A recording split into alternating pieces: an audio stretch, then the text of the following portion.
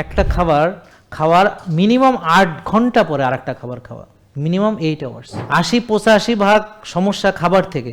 ঘুমের জন্য দুটো জিনিস দরকার, এটা খুব ইম্পর্টেন্ট। একটা জাতিকে ধ্বংস করতে হলে আপনি জাস্ট আল্লাহ যা যা বলবে তার বিপরীত করলেই হয়ে যাবে, শেষ।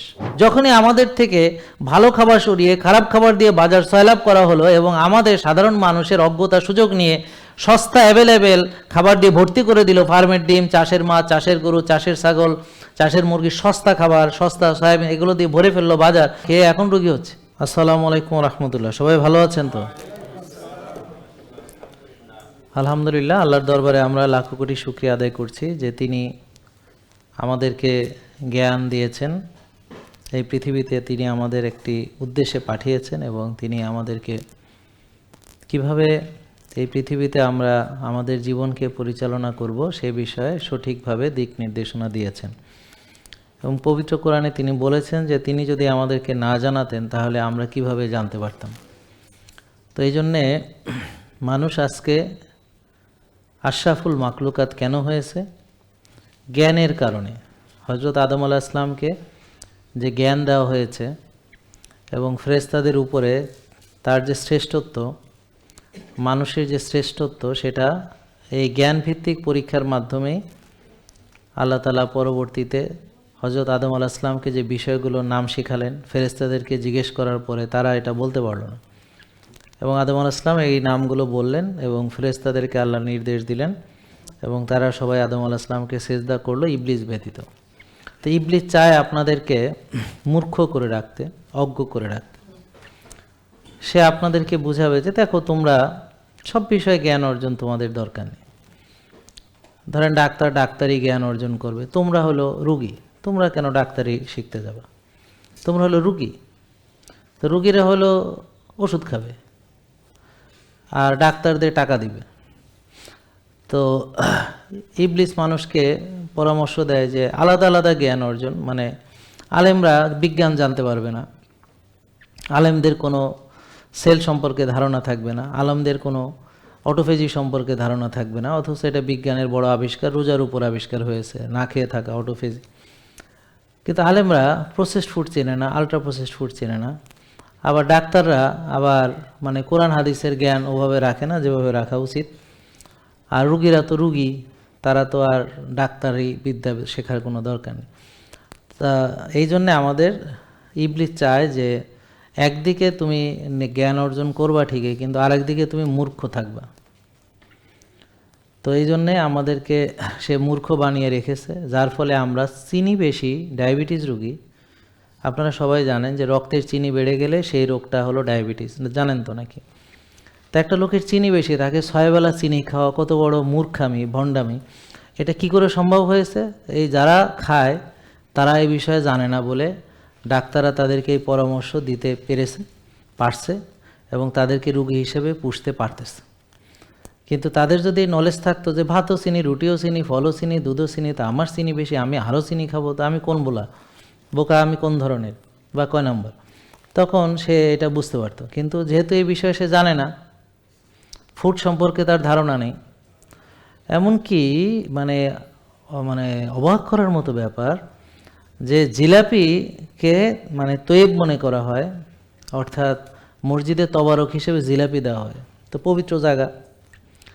তো এখন তবারক হিসেবে জিলাপি দেওয়া হয়, এখন জিলাপিটা যে তৈব কিনা, অর্থাৎ আল্লাহ আমাদেরকে কোরআনে যে হুকুম দিয়েছেন যে তোমরা হালাল এবং তৈব খাবে, তাহলে আমাদের সবচেয়ে বেশি সর্বশ্রেষ্ঠ যে মানে স্থানের যে মর্যাদা, তার ভিতরে কাবা শরীফ। সেখানের ইফতারিতে যে দেখেন বা সেখানের যে আমাদেরকে যা খাওয়াচ্ছে বা দিচ্ছে, সেটা কিন্তু জনগণের টাকা। এটা কিন্তু এমন না যে মনে করেন যে সৌদি সরকার খাওয়াইতেছে, এটা আপনার আমার মতো আরও অনেক লোক আছে, তারা ওখানে সাদাকা করে, সেই টাকা দিয়ে অ্যাপসের মাধ্যমে অনেকেই টাকা দেয়, দেশে বিদেশে বিভিন্ন মুসলিমগণ, সেই টাকা দিয়ে তারা প্রোডাক্ট কিনে খাওয়ায় আমাদেরকে, বুঝছেন?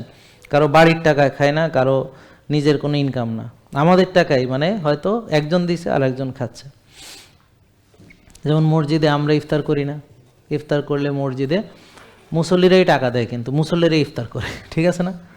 সঙ্গে মেহমান থাকলে আসে করে, এরকম আর কি ব্যাপারটা, বুঝছেন?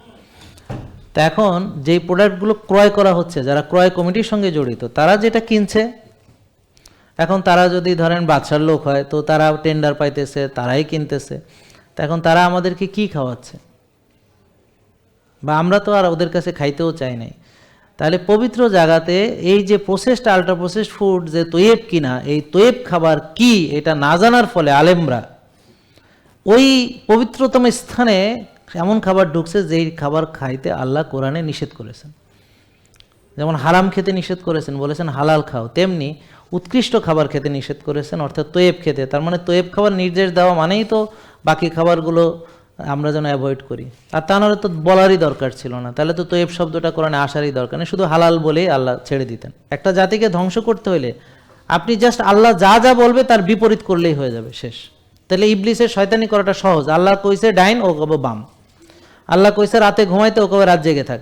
আল্লাহ বলছে ভোরে উঠতে, কবে তুই এখন ঘুমাবি, শীতকাল ল্যাবের তলা থেকে বেরোবি না। আল্লাহ বলছে মসজিদে যে নামাজ পড়তে, বলবে তুই ঘরের মধ্যে পড়, নাইলে পড়িস না। আল্লাহ বলছে যে এক ভাগ খাইতে, ও কবে কাড়া ভরে খা, জীবনে খাই দেই ফুর্তি করে, ছাড়া আর কিছু নেই। আল্লাহ বলছে হালাল তৈব খাইতে, ওকে যা পাবি তাই খাবি, যা সামনে পাবি তাই খাবি। আল্লাহ বলছে ক্ষুধা লাগলে খাইতে, ওকে না 6 বেলা খাবি, বুঝেন না কথা। আল্লাহ বলছে রোজা রাখতে, কয় না সারাদিন খাবি। মানে আল্লাহ যা বলছে এর বিপরীত চলানোই। আল্লাহ বলছে ডিসিপ্লিন মেনে চলবি, ইবলিস বলবে কোনো ডিসিপ্লিন মানা যাবে না, যা খুশি তাই চলবা, যেমন খুশি চলবা, যখন খুশি ঘুমাবা, যখন খুশি উঠবা, যখন খুশি যাবা। আল্লাহ বলছে যে তোমরা সীমালঙ্ঘন করেন, ইবলিস সব কিছুতে সীমালঙ্ঘন করতে হবে, বাড়াবাড়িতে এবং ছাড়াছাড়িতে, বুঝতে পারছেন। আল্লাহ বলছে যে তোমরা তোমার শরীরের যত্ন না, না না শরীরের যত্ন না, ব্যবসার যত্ন নেবো, চাকরির যত্ন নেবো, বাচ্চা কাচ্চার যত্ন, সংসারের যত্ন নেবো, খালি নিজেরটা বাদে সব কিছুর যত্ন নেবো। মানে আল্লাহ বলছে শরীরের হক আদায় করতে। তার মানে আল্লাহ যা বলছে তার বিপরীত চলানোই হচ্ছে ইবলিসের একমাত্র লক্ষ্য এবং উদ্দেশ্য। তাহলে আল্লাহ চায় আপনারা যেন সবাই জান্নাতে যান, আপনারা যেন সবাই সুস্থ থাকেন, আর ইবলিস চায় আপনারা সব যেন রুগী হন আর সব যেন জাহান্নামে যান। জাস্ট রব্বানা আতিনা ফিদ দুনিয়া হাসানা ওয়া ফিল আখিরাতি হাসানা ওয়া কিনা আযাবান্নার, এর বিপরীত হইল ইবলিসের দোয়া, যে দুনিয়াতে অশান্তি, আখিরাতে অশান্তি এবং জাহান্নামে নিক্ষেপ করা। আমাদের যে মূল যে উদ্দেশ্য সুস্থ থাকা নয়, আমাদের মূল উদ্দেশ্য হচ্ছে কল্যাণ লাভ করা। সুস্থতা একটা কল্যাণ, অনেক কল্যাণের ভিতরে একটা কল্যাণ, আর সবচেয়ে বড় কল্যাণ হচ্ছে আখিরাতে সফলতা অর্জন করা। তাহলে দেখেন কোষ কিভাবে শয়তান দূষিত করছে। সিম্পল, খাওয়া দাওয়া ফুর্তি করো, দুনিয়াটা মস্ত বড়, এটা দিয়েই কোষ শেষ। কি বেশি খাওয়া, বারবার খাওয়া, এবং সেটাকে ব্যবহার না করে অলসতা বিলাসিতা করা। তো খাবার জমতে জমতে কোষে ওভারলোড, রক্তের চিনি কোষে ঢুকতে পারছে না, চিনি বেড়ে ডায়াবেটিস হচ্ছে। আবার ডাক্তারদের কাছে গেছেন, ওরা বলে 6 বেলা চিনি খাও এবং ওষুধ দিয়ে ইনসুলিন দিয়ে কোষের মধ্যে ঢুকাও, কোষ নষ্ট করো। তো চিকিৎসা করতে করতে ডায়াবেটিস, এখন চোখ নষ্ট হয়েছে, চিকিৎসা করতে করতে এখন প্রেশার বেড়ে, তারপরে হার্ট অ্যাটাক করে এখন রিং পরাইছে, অথবা বাইপাস করছে, অথবা দুনিয়া থেকে বিদায় নিয়ে আল্লাহর কাছে চলে গেছে। তারপরে ব্রেন স্ট্রোক করছে, প্যারালাইসিস হয়ে পড়ে রয়েছে। তারপরে কিডনি নষ্ট হয়েছে, এখন ডায়ালাইসিস, তারপরে ট্রান্সপ্লান্ট। এরপরে লিভার নষ্ট হয়েছে, এবার লিভার সিরোসিস, লিভার ট্রান্সপ্লান্ট। এইভাবে মাজা গেছে, মাজার অপারেশন, গিরা গেছে, গিরার অপারেশন, গিরা কেটে ফেলাই দিছে, পা কেটে ফেলাই দিছে, নার্ভ ড্যামেজ হয়েছে। এভাবে পেটের সমস্যা, ব্রেনের সমস্যা, ভুলে যাওয়া, অ্যালজেমার, ডিমেনশিয়া, শক্তি নাই, পুরুষত্বহীনতা, নারীত্বহীনতা, মেয়েদের বাচ্চা হয় না, পিসিওএস, পিসিওডি, বুকে লোম, দাড়ি, মোষ, ঘাড় কালো, বগল কালো, মাথায় টাক, ব্রণ হয়েছে, মেয়েদের মাসিক হচ্ছে না, বাচ্চা হচ্ছে না, ইনফার্টিলিটি, পুরুষদের ইরেকটাইল ডিসফাংশন, পুরুষত্ব নাই, শেষ। সব পুরো সমাজকে ধ্বংস করার জন্য দেখছেন নীতি কি, মাইটোকন্ড্রিয়াল ড্যামেজ। এই সব কিছুকে বলে মেটাবলিক ডিসঅর্ডার, মেটাবলিক ডিজিজ। তার ভিতরে ডায়াবেটিস একটি, উচ্চ রক্তচাপ, ফ্যাটি লিভার ইত্যাদি, পিসিওএস, পিসিওডি, ইরেকটাইল ডিসফাংশন, এগুলো সব। এবং এগুলোর স্থানাপনা, যেমন ডায়াবেটিক হয়েছে, ডায়াবেটিসের কারণে ডায়াবেটিক রেটিনোপ্যাথি মানে চোখ নষ্ট, ডায়াবেটিসের কারণে নেফ্রোপ্যাথি, কিডনি নষ্ট, ডায়াবেটিসের কারণে কি নিউরোপ্যাথি, নার্ভ নষ্ট, ডায়াবেটিসের কারণে আস্তে আস্তে হার্ট অ্যাটাক, ডায়াবেটিসের কারণে আরও 15, 20, 30টা, প্রেশারের কারণে আরও এরকম, এইভাবে 60-70টা রোগ। মূল কারণ হলো এই শয়তানের একটা বুদ্ধি, খাওয়া দাওয়া ফুর্তি করো, দুনিয়াটা মস্ত বড়, অনিয়ম বিশৃঙ্খল জীবনযাপন করো, নিজের যত্ন নিও না, স্বাস্থ্যের যত্ন নিও না, যা পাও তাই খাও, খাওয়া দেখলে যেন মাথা ঠিক না থাকে। আজকে দাওয়াত আছে নাকি কারো? শুক্রবার গিফট 5,000 টাকার গিফট নিছে, বুঝছেন। এখন চিন্তা করছে এতটুকু খাইলে কি লস হয়ে যাবে না হুজুর? তো চিন্তা করে কয় হাজার টাকা বিল উঠাইতে পারলাম, মাগ না পাইলে উড়ে বাবা হালুম হুলুম, মনে হয় যে সে জিতে আসছে। সে তো জিতে আসে নাই, ঠকছে, নিজেকে ধ্বংস করছে। বুঝছেন? একদিন আইসে বলতেছে, আচ্ছা তো তা আপনার কথা তো সবই মানলাম, কিন্তু তাহলে দাওয়াত হলে কি করুম? তা আমাকে দাওয়াত না খাইলে জাহান্নামে যাবেন, এই কথা কোথায় আছে? যে দাওয়াতে যাই খাইতেই হবে, নাহলে আল্লাহ তাআলা জাহান্নামে নিক্ষেপ করবেন, এরকম আছে নাকি কোথাও? এটা কোরআন হাদিসে আছে।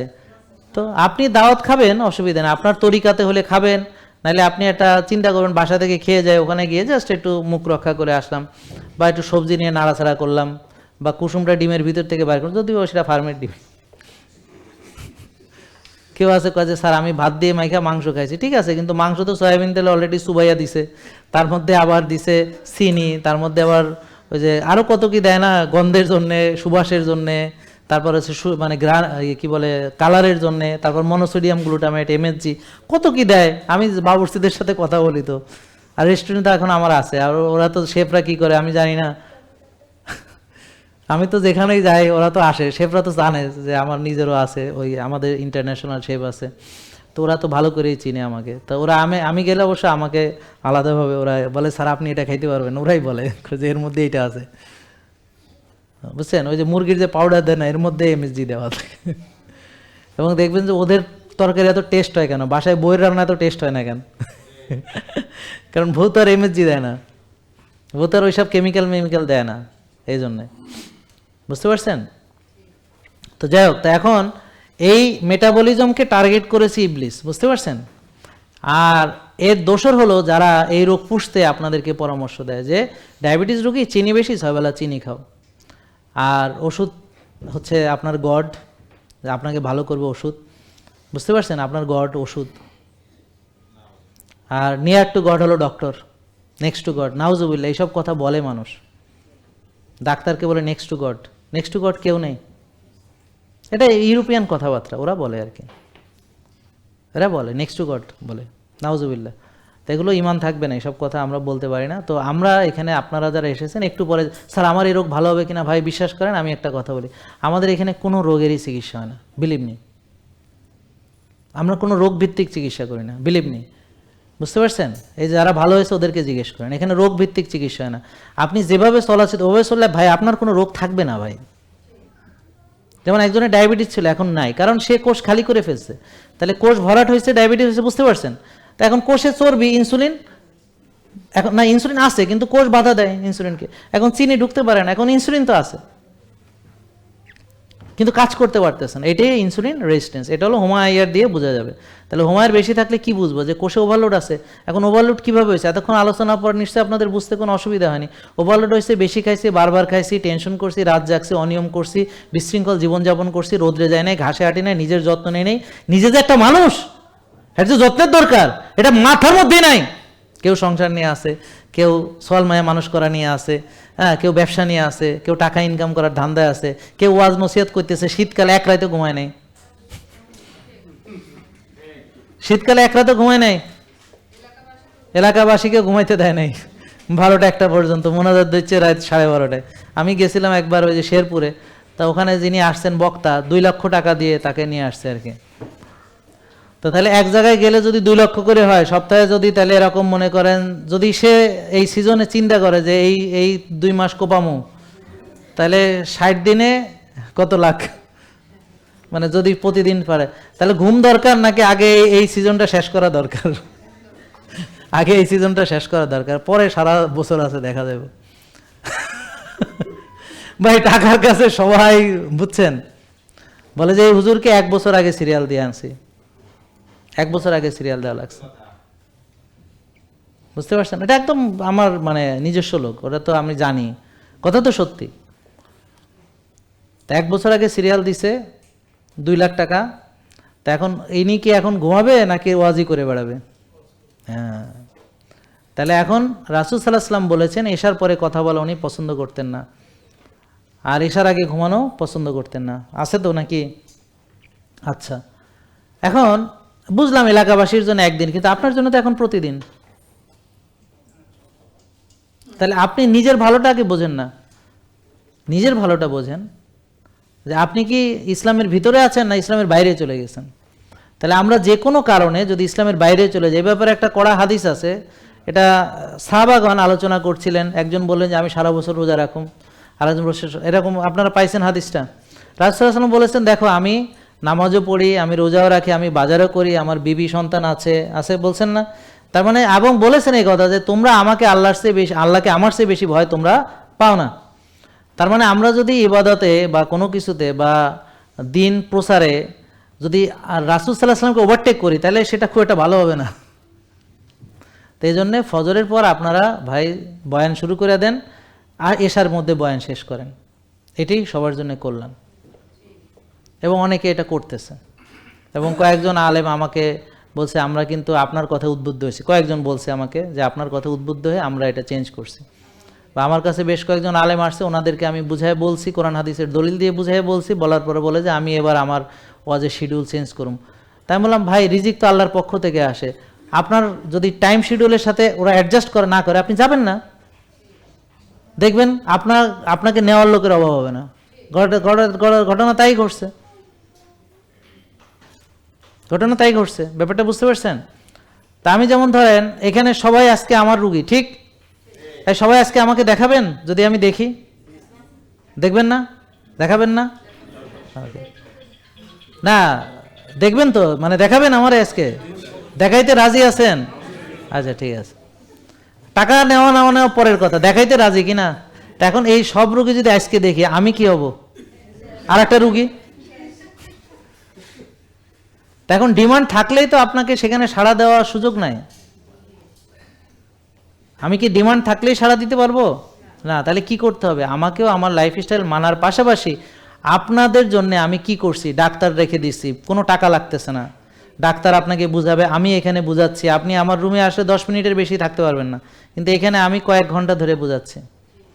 আপনি কোনো ডাক্তারকে দেখাই আপনি কয় মিনিট দেখাইছেন, এটা যদি হিসাব নেই, গড়ে 7 মিনিট দেখাইছেন কিনা সন্দেহ আছে। এবং বেশিরভাগ ডাক্তার তারা তাড়াতাড়ি কবে যে next next next next next. হ্যাঁ, তো যাক, ওটা আমরা অন্যের বদনামি করছি না, সমালোচনা করছি না, বাট একটা ইন্টারন্যাশনাল গবেষণা আছে, ওখানে বলছে যে একজন এমবিবিএস ডাক্তার গড়ে 7 মিনিট করে রুগী দেখেন। 80-85% সমস্যা খাবার থেকে। পেটে যা যায়, যে আমাদেরকে যে হিংস্র প্রাণী খেতে কেন নিষেধ করা হয়েছে, বিষাক্ত হিংস্র এই যে বাঘ, এগুলোর মাংস কেন খাই না আমরা? বুঝতে পারছেন কেন খাই না? মনে রাখবেন যে খাবার আমাদের ক্যারেক্টারকে রিডিফাইন করে। এর বহু প্রমাণ আছে, আমাদের যারা ফলো করেছে। এক ভাই একদিন আইসা আমার কাছে ঝরঝর করে কাঁদতেছে, বলে যে স্যার আমি তো, বিশ্বাস করেন আমার তখন মনে হলো রাসূল সাল্লাল্লাহু আলাইহি ওয়াসাল্লামের কথা, ওইটা পরে আসতেছে। সে বলতেছে যে আমাকে আগে কেউ সাহায্য চাইলে, ভিখারি হোক, আই ডোন্ট কেয়ার, মসজিদে যাইতাম, এই লুলা খোড়া আমার কোনোটাই আমার কখনো মনের মধ্যে টানে নাই। আর এখন কারো কষ্ট দেখলে আমার ঝরঝর করে চোখে পানি আসে, এখন আমি এদেরকে সাহায্য করতে মন চায়, এখন আমি তাদের কষ্টটা আমি হৃদয়ে অনুভব করি। মানে কয়ে যে আমি তো এরকম ছিলাম না, এবং এই বলতে বলতে সে কাঁদতেছে, কয়ে যে আমি তো কঠিন হৃদয় ছিলাম। এটা কিভাবে হয়েছে? সে এখন আমাদের লাইফস্টাইল ফলো করেছে, করে সে খাবার চেঞ্জ করেছে, সে রোজা রেখেছে, সে মসজিদে যে নামাজ পড়তেছে, সে ভোরে উঠতেছে, সে রোদে যাইতেছে ঘাসের, তার ভিতরে হিউম্যানিটির চলে আসছে, মানবতাবোধ, মানবিকতা, মানবীয় আচরণ। তাহলে প্রতিটা মানুষ হচ্ছে মানবিক শুরু থেকেই, কারণ আল্লাহ তাআলা সবাইকে তার ফিতরাতের উপরে দিয়েছেন। পরবর্তীতে তার সমাজ, তার পরিবেশ, তার পিতামাতা, তার আত্মীয় স্বজন, তার পারিপার্শ্বিকতা, তার ক্যারেক্টারকে নতুন করে তৈরি করেছে। এই রিপোর্টগুলো কি, এটা একটু বুঝাই দিই, জাস্ট 1 মিনিট লাগবে। হোমায়ের দিয়ে কোষে ওভারলোড কিনা বুঝতে পারি, টিজিএইচডির রেশিও দিয়ে, যে আপনার যে কোলেস্ট্রল, যেই কোলেস্ট্রলটা রক্তনালীতে চর্বি জমায়, ওই ধরনের কোলেস্ট্রলের মাত্রা বেশি আছে কিনা, অর্থাৎ টিজিএইচডির রেশিও কেমন। যদি টিজি বেশি থাকে, এইচডিএল কম থাকে, তাহলে বুঝতে হবে আপনার রক্তনালীর ভিতরে চর্বি জমা হচ্ছে, এটাকে এত ব্লক হচ্ছে, ইয়েস অ্যাথেরোস্ক্লেরোসিস, ব্লক তৈরি হচ্ছে। তারপরে সিআরপি বা প্রদাহ, এটা দিয়ে আমরা দেখি কার ইনফ্লামেশন কত। ইনফ্লামেশন হওয়ার জন্যে বাতাস দায়ী, পানি দায়ী, খাবার দায়ী, টেনশন দায়ী, রাত জাগা দায়ী, ভিটামিন ডি কম সেটাও দায়ী, ব্যাপারটা বুঝছেন, অস্থিরতা দায়ী, এরকম অনেক কিছু। এমনকি আমাদের বায়ু দূষণ, পরিবেশ দূষণ, সব কিছু। এমনকি আমাদের রাষ্ট্রের অবস্থা যদি ভালো না থাকে, এমনকি আমাদের যদি নিরাপত্তার অভাব থাকে, আমরা যদি রাস্তায় গেলে কেউ মেরে ফেলতে পারে, পিছন দিয়ে গুলি, এখন তো প্রায় দেখি এটা নতুন নিয়ম হয়েছে, হুন্ডার পিছন দিয়ে গুলি করা, রিক্সার পিছন দিয়ে গুলি করা, প্রকাশ্য দিবালকে, এরকম 5-6টা ঘটনা ঘটছে সারা দেশে এই কয়েকদিনের মধ্যে, প্রকাশ্যে গুলি করতেছে। হ্যাঁ, তো নিরাপত্তাহীনতা, পরিবারে অশান্তি, ফ্যামিলির সাথে অশান্তি, বউর সাথে অশান্তি, স্বামীর সাথে অশান্তি, সন্তানদের সাথে অশান্তি, চাকরিতে অশান্তি, ব্যবসায় অশান্তি ইত্যাদি, এগুলো ইনফ্লামেশনের জন্য দেয়, মানসিক অস্থিরতা। তারপর হচ্ছে ইনসুলিন, এটা হলো আমাদের সাধারণত 4 থেকে 5 থাকে, কিন্তু এই যে ডায়াবেটিস রোগী যারাই আছেন কেউ তো আর ইনসুলিন মাপাননি, মাপাইছেন? সবাই তো চিনি মাপাইছেন, চিনির গড় মাপাইছেন, HbA1c মাপাইছেন, RBS মাপাইছেন, খালি পেটে চিনি মাপাইছেন, খাওয়ার পরে চিনি মাপাইছেন, চিনির গড় হলো HbA1c। হ্যাঁ, তা আপনারা ইনসুলিন কত জিজ্ঞেস করলে কেউ বলতে পারে না। আর একজন পণ্ডিত হঠাৎ করে বলে যে আমার ইনসুলিন খালি পেটে মাপছি সকালে 7, আসলে ওই চিনির উত্তরই সেই ইনসুলিনে দেয় আর কি। হ্যাঁ, যে কিছু যখন পারি না তখন একটা কিছু বলে দিই। হ্যাঁ, তাহলে ইনসুলিন চিনে না। তাহলে ডায়াবেটিসের রুগী যারা ডাক্তার দেখাইছেন, কোনো ডাক্তার আপনার ইনসুলিন টেস্ট করায় নাই, ইনসুলিন কত সেটা দেখে নাই, এবং ইনসুলিন তৈরি হয় কি না এই পরীক্ষার নাম হলো C peptide. C peptide, insulin তৈরি হয় কিনা, সি পেপটাইড, অর্থাৎ ইনসুলিন তৈরি হয় কিনা সেটা না দেখে, আপনার সত্যি সত্যি ইনসুলিনের অভাব আছে কিনা সেটা না দেখে, আপনার কত ইনসুলিন শরীরে সেটা না দেখে, ইনসুলিন সঠিক মাত্রায় ব্যবহার হতে পারে কিনা সেটা না দেখে, অনুমান নির্ভর, আন্দাজে, মন গড়া, তার মন চাইছে আপনাকে ইনসুলিন দিয়ে দিচ্ছে। তার মানে আমার ডাক্তাররা বিজ্ঞান ফলো করছেন না, অটোফেজি ফলো করছেন না, জাপানি বিজ্ঞানী ওসুমির আবিষ্কারও ফলো করছেন না। তেনারা একটা বিজ্ঞানসম্মত পরীক্ষা হোমায়ার না করিয়ে, সিপেপটাইড না করিয়ে, ইনসুলিন না মেপে আপনার ডায়াবেটিসের চিকিৎসা করতেছে, আন্দাজ, অনুমান নির্ভর। চিনি বেশি রোগীকে 6 বেলা খেতে দিচ্ছে, অযৌক্তিক। তাহলে বর্তমানে যারা আপনাদের ডায়াবেটিসের চিকিৎসা করছে তারা অযৌক্তিক, অবৈজ্ঞানিক, অনুমান নির্ভর, রোগ পোষা, রুগীকে আরো বড় রুগী বানানো, আরো বড় রুগী, এই রুগী যেন জীবনে ভালো নয় সেটা নিশ্চিত করা, তাকে আরো বড় রুগী তৈরি করা, তাকে আরো নানান সমস্যার মধ্যে ফেলে দেওয়ার জন্য তারা এই কাজগুলো করতেছে। এখন এই কথা আমি বলতেছি এই জন্য তাদের গাত্র দেওয়া হচ্ছে। কিন্তু আবার কালকেও একটা মেয়ে আসছে, ইন্টার্নি ডক্টর, ও ডাক্তার হয়ে গেছে, ইন্টার্নি করতেছে, কালকে আসছে, ও আমাদেরকে ফলো করতেছে, ওরা বুঝতে পারতেছে। যা ওখানে গেলাম কালকে ঘাসে হাঁটতে, আমি ওই যে রোজা রাখে ওই আসরের পরে ঘাসে হাঁটি খালি পায়ে, সূর্য নামার সময় সূর্যের দিকে তাকাই, দেখি। এটা রাতের ঘুমের জন্য ভালো, জানেন তো আপনারা। রাতে হঠাৎ যাদের ঘুম ভাঙে, আপনারা বিকেলে সূর্যের দিকে তাকাবেন, যখন সূর্যটা নরম অস্ত যায়, ওরকম কড়া সূর্য না, কড়া সূর্যের দিকে তাকানো উচিত না। এবং ঘাসে হাঁটবেন খালি পায়ে। হ্যাঁ, খালি পায়ে ঘাসে হাঁটলে একজন বিজ্ঞানী উনি গবেষণা করে দেখেছেন যে আমাদের যে রক্তের ভিতরে যে আরবিসি থাকে, রেড ব্লাড সেল, এগুলো একটার সাথে একটা লেগে থাকার প্রবণতা। কিন্তু উনি দেখলো যে ঘাসে হেঁটে আসার পরে আবার ওর রক্ত নিয়ে দেখলো যে এটা এখন একটার সঙ্গে মিশছে না। মানে এটার কারণ পরে দেখলেন যে ওই যে আমাদের যে ইয়াটা ডিসচার্জ হয়ে যায়, আমাদের যে গ্রাউন্ডিং হয়, আর্থিং হয়, যে আমাদের যে নেগেটিভ ইয়াটা চলে যায়, যার ফলে ওটা একটা আর একটাকে, আর এখন ওদের ইয়াটা চেঞ্জ হয়ে যায়, মানে ম্যাগনেটিক ইয়াটা চেঞ্জ হয়ে যায়, বুঝতে পারছেন? তো এইগুলো আপনারা বুঝবেন কিনা বিষয়টা হলো যে লেগে থাকার প্রবণতা, রক্তের লেগে থাকার প্রবণতাটা কমে যায়, বুঝতে পারছেন? তো এবং সেই রক্তের চলাচলটা ভালো থাকে। আর হলো আপনার এই যে এই নেগেটিভ ইয়াগুলো চলে যায় শরীর থেকে, বুঝতে পারছেন? দেখবেন যে আপনি বুঝবেন কিভাবে, যে আপনি দেখবেন মাথাটা ভালো লাগছে, মাথার চিন্তাটা কমে যাচ্ছে, শরীরটা রিল্যাক্স লাগছে, ঘুমটা ভালো হচ্ছে, হ্যাঁ, খুব ভালো লাগতেছে। এবং আমার তো ইফতারে রক্ত হয়ে যাচ্ছে, কালকে আমার আসতে মন চাচ্ছিল না, দেখছি যে ওখানে খুব ভালো লাগতেছে, আমি যে ঘাসে হাঁটতেছি ওটা খুব ভালো লাগতেছে। বৃক্ষ মেডিটেশনও একই রকমই, মানে সবগুলো হলো মানসিক প্রশান্তির জন্য। তো এই যে খালি পায়ে যে ঘাসে হাঁটা, এটা কিন্তু খুব ইম্পর্টেন্ট আমাদের। একটু আপনারা একটু চেষ্টা করে দেখেন তো, সূর্যের আলো দেখা, বিকেলবেলায় হাঁটা, এগুলো খুবই খুবই গুরুত্বপূর্ণ পাকস্থলীর জন্য। এটা খুবই ইম্পর্টেন্ট, এটা একটু মনে রাখবেন। আইবিএস রোগীর বাদে আমরা যারা সাধারণ স্বাভাবিক মানুষ তাদের কথা বলছি, খুবই গুরুত্বপূর্ণ হচ্ছে একটা খাওয়ার মিনিমাম 8 ঘন্টা পরে আর একটা খাবার খাওয়া, মিনিমাম 8 আওয়ার্স। এই যে আমাদেরকে যে এখন যে বলে না যে সকালে একটু পরে নাস্তা, এগুলো একদম সম্পূর্ণ বিজ্ঞান বিরোধী কথাবার্তা। যদি আমরা এটাকে যুক্তি হিসেবে মেনে নিই, হ্যাঁ আমরা 6 বেলা খাবো, ঠিক আছে, এটার কোনো ঐতিহাসিক ভিত্তি নাই, তবুও মেনে নিলাম হ্যাঁ 6 বেলা খাবো। কিন্তু আপনি দেখেন আপনার কি পরিমাণ এনজাইম লাগবে, কি পরিমাণ পাচক রস লাগবে, আর সবসময় বডি তো খাবার হজমে নিয়ে ব্যস্ত থাকবে, তাহলে বডির অটোফেজি হবে কখন, রিপেয়ার হিলিং কখন করবে, তার কাজ কখন করবে, লিভার নিজের কাজ কখন করবে? সে তো সারা দিন তার খাবার আসতেই আছে, তার মেশিন চলতে আছে, মেটাবলিজম চলতেছে। ধরেন আপনি একটা ধান ভাঙানোর মেশিন দিলেন, দিয়ে এখন সবসময় ধান আসতেছে আর ভাঙাচ্ছেন, কয়দিন পর মেশিনটা থাকবে?